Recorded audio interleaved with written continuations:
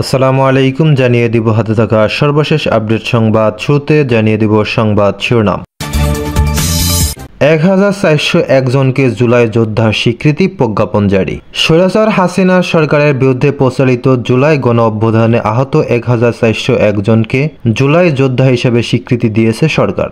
মুক্তিযুদ্ধ বিষয়ক মন্ত্রণালয় বৃহস্পতিবার রাতে এ সংক্রান্ত গেজেট প্রকাশ করেছে। উপযুক্ত চিকিৎসার পরও যারা অন্যের সহায়তা ছাড়া নিজে চলতে অক্ষম, এ ধরনের 493 জনকে অতি গুরুতর বিবেচনায় ক শ্রেণীর অন্তর্ভুক্ত করা হয়েছে। আর চিকিৎসার পরও শারীরিক অসমর্থতার কারণে অন্যের আংশিক সহায়তায় জীবনযাপনে সক্ষম 908 জনকে গুরুতর আহত বিবেচনায় খ শ্রেণীতে রাখা হয়েছে। তাদের আর্থিক সহায়তা, পুনর্বাসন সহ বিভিন্নভাবে সহায়তা করছে সরকার। এর আগে গণ অভ্যুত্থানের শহীদ 834 জনের তালিকা গত 15 জানুয়ারি গেজেট আকারে প্রকাশ করা হয়। এসব তালিকা ধরে নিহতদের পরিবারকে এককালীন 30 লাখ টাকা সহায়তা দেওয়া হচ্ছে বলে জানিয়েছে মুক্তিযুদ্ধ বিষয়ক মন্ত্রণালয়।